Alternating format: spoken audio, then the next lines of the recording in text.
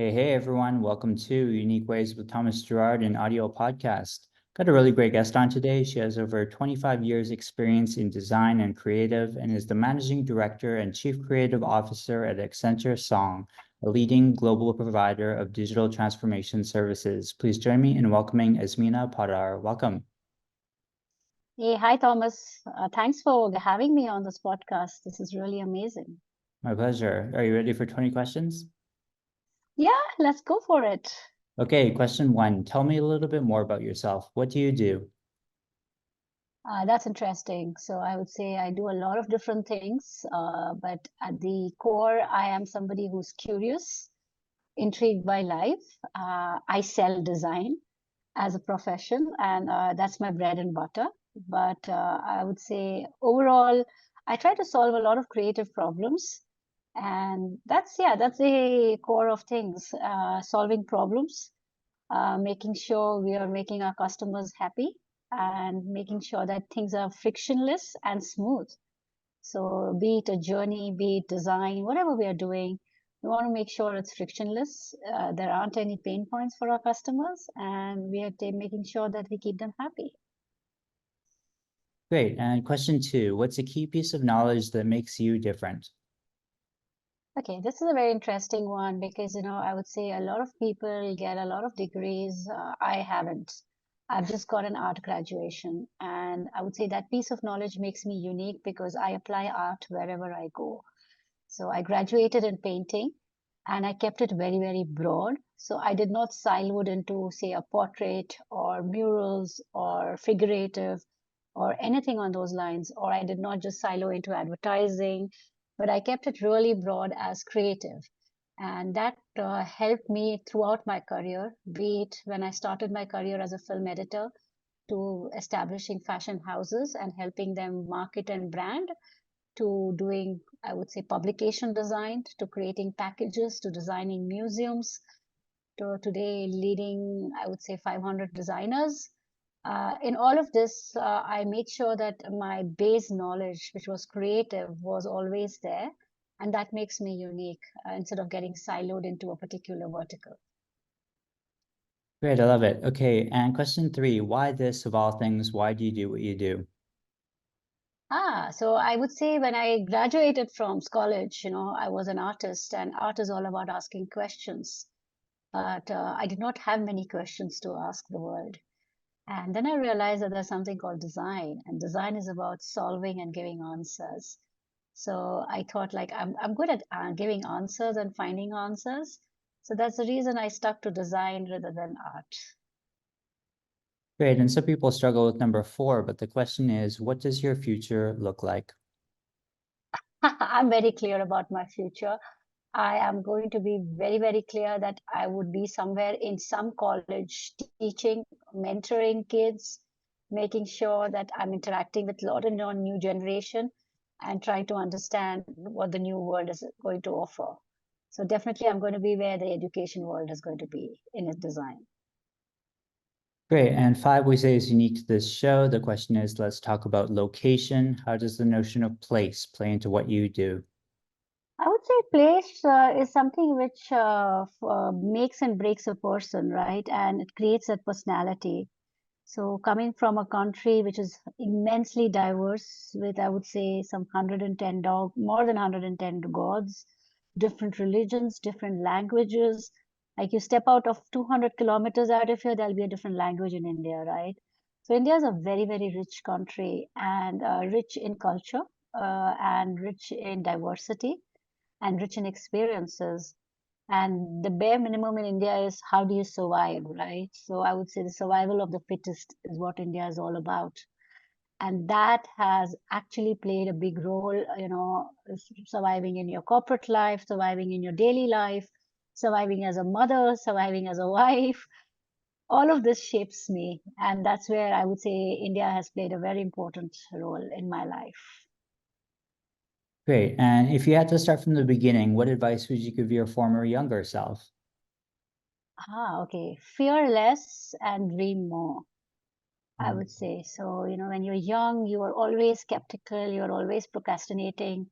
You're always wondering, and you don't take risks, you don't take a lot of challenges. Though I did, but I would say I would have loved to take more risks and more challenges and dream big. Great. And 7, what's a day in your life like? Okay, my day in my life is very, very interesting because I would say I start my day with first clearing up my calendar, making sure what are the various meetings I have to attend. And these meetings could be client meetings to client presentations to internal conversations with my teammates to with my team leaders and I would say my leaders.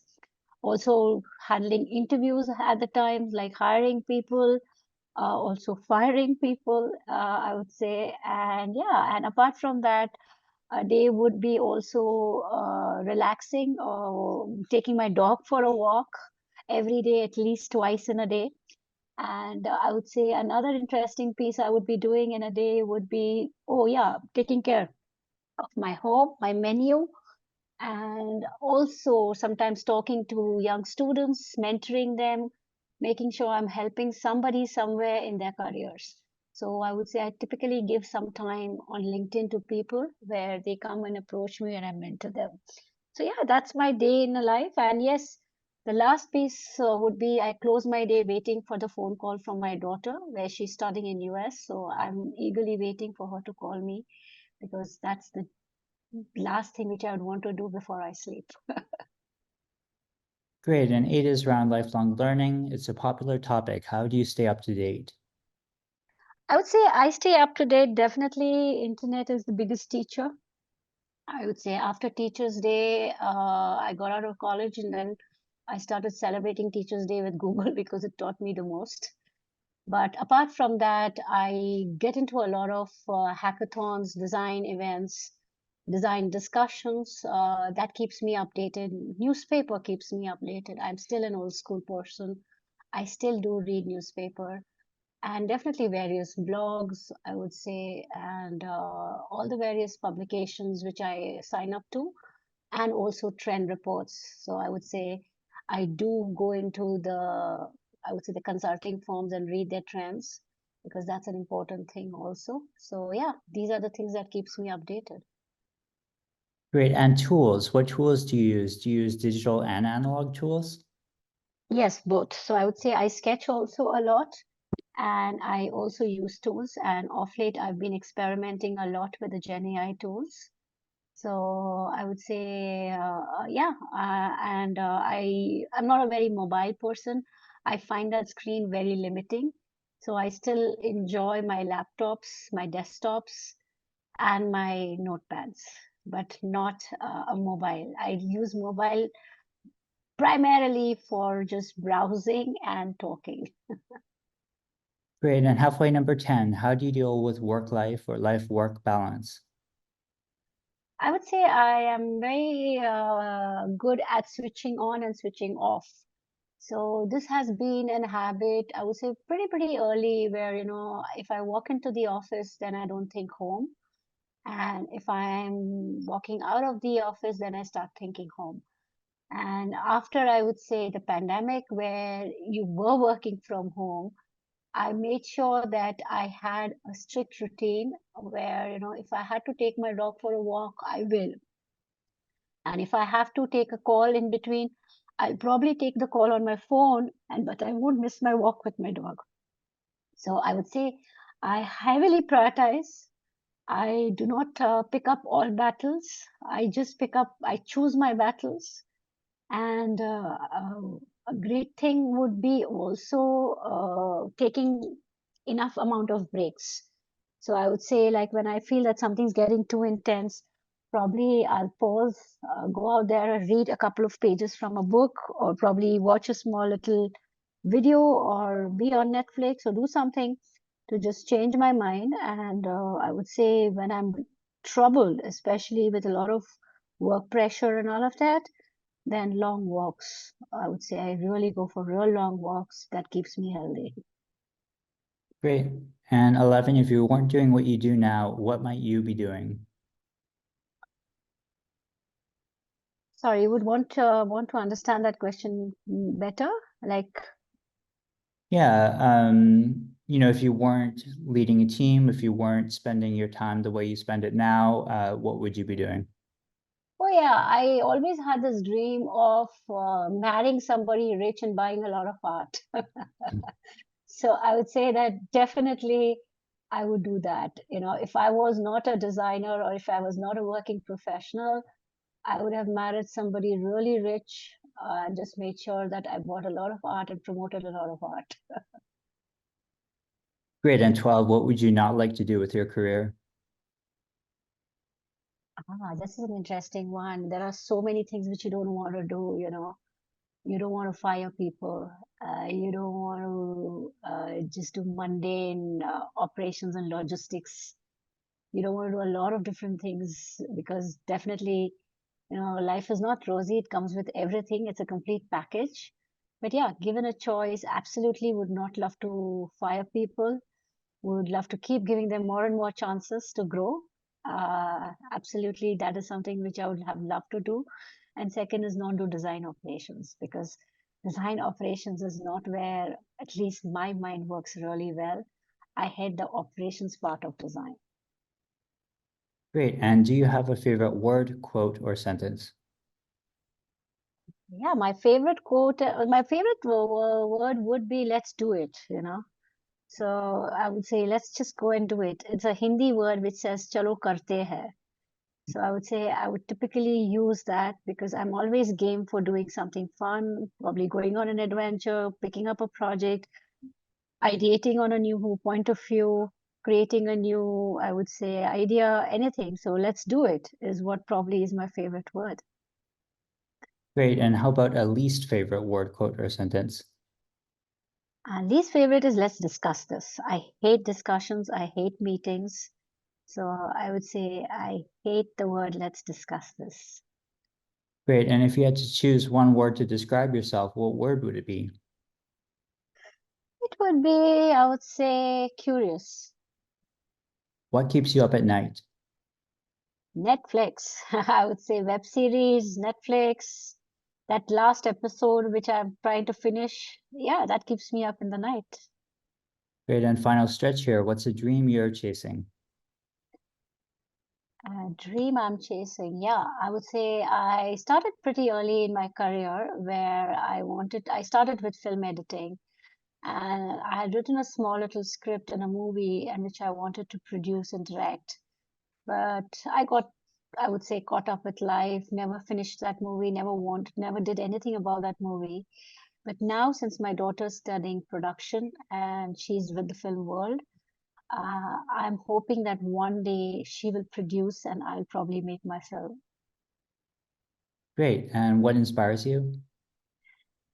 I'd say people stories. I love probably celebrating somebody's success because that inspires me, that makes me jealous, and then I feel like doing more. So I would say people, their success stories and their stories especially. So I would say jealous in the good way because then I feel like, oh, I also want to do this. And I would also want to try to achieve more. So yeah, people stories. Great. And last couple here. Any advice you'd like to share?